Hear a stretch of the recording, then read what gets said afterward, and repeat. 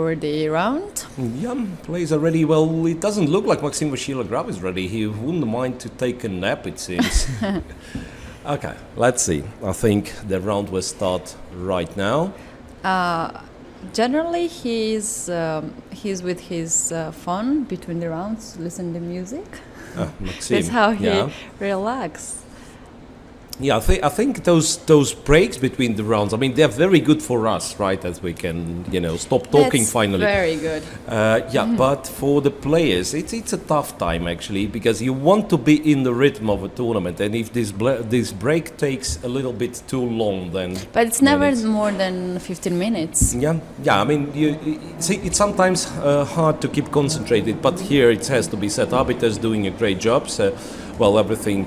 Is done very fast, the pairings and stuff, so those breaks are not that long at least. An English opening was played by Magnus Carlsen in this one, in his game against Maxim Vasiliograf.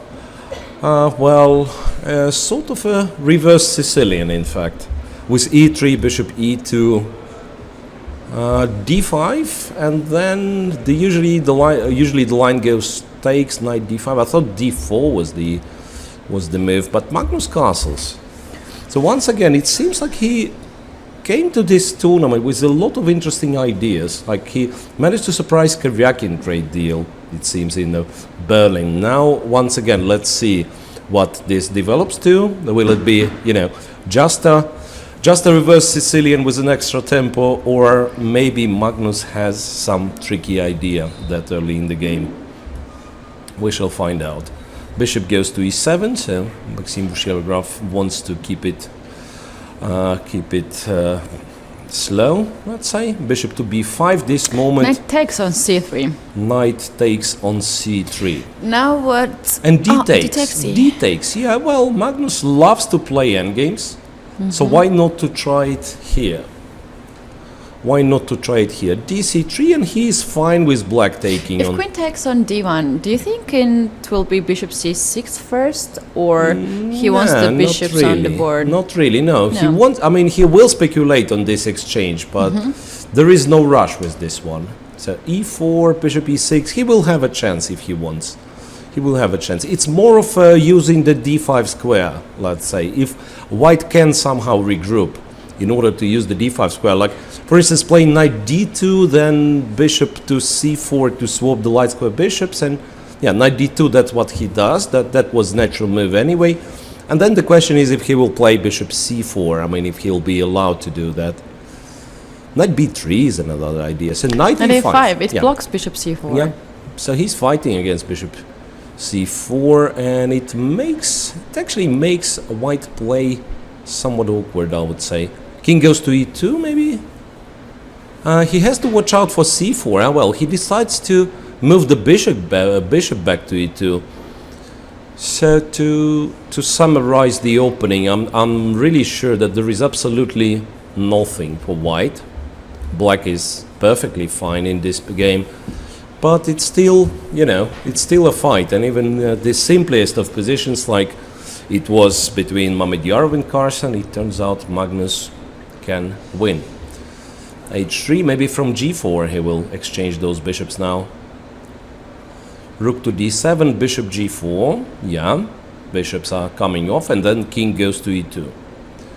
King to e2, let's see. That's an interesting moment, because black has played all the natural moves, right? It looks very normal to double the rooks on d file, right? Knight a5 was preventing bishop c4, but now it's take to take, because otherwise it was f5. Yeah, so g6 takes, but what I wanted to say now, black will have to come up with some sort of a plan, right? b3, all right. So b3. What's b3? f5, f3. Here black won't be able to achieve anything. I'm guessing even in case of, f4, g5, h5, black should be fine. b5, so taking some space on the other side of the board. We did not mention this, but Maxim Vasiliograf is a very, very strong blitz player, of course, himself. So I would not really say like CARLSEN is a huge favorite, let's say. So it really depends on the position, on how the game will be going.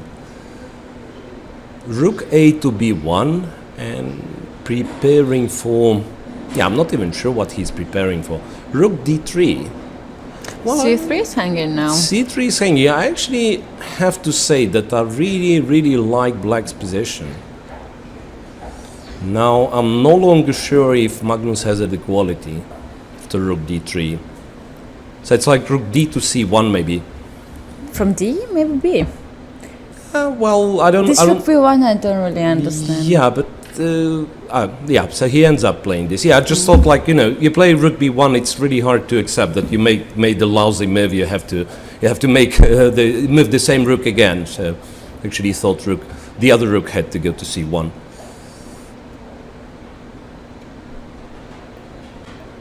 I feel like next move of white should be knights F1 Knight or somewhere to swap the trade rooks. Yeah, but then I mean, it's clear Magnus's intentions are, I mean, he wants to play for a win somehow.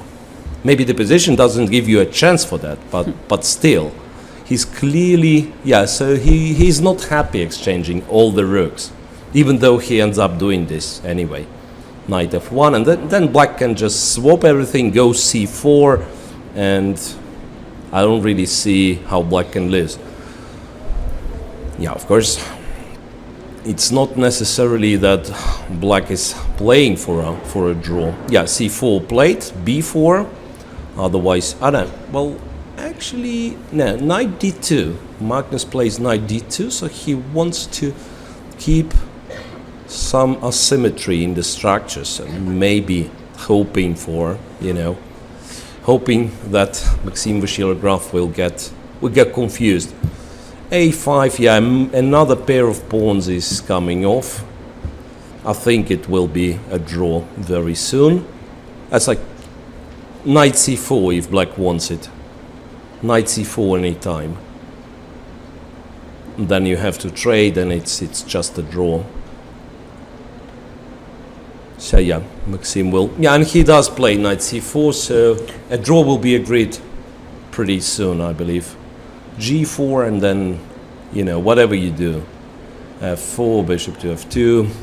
Yeah. It will be a draw. Yeah, that nothing left to play with. So we are switching immediately to board 2. Magnus makes a draw and this gives his rivals a chance to catch up with him. So here we have Karyakin and Korobov. In case of a result in this one, the one who wins the game will equal in points with Magnus Carlsen, and the same can be said about Dingley, Ren and Petrov, and we also will check how Nepomniachtchi is going to play. So what's going on here? Black has a weakness on d6, and therefore I'd say Karyakin's position is somewhat better, but of course that nothing dramatic. Black is should be perfectly fine. Knight c5, well, a little trick, you can't really take it, and knight is heading towards b7.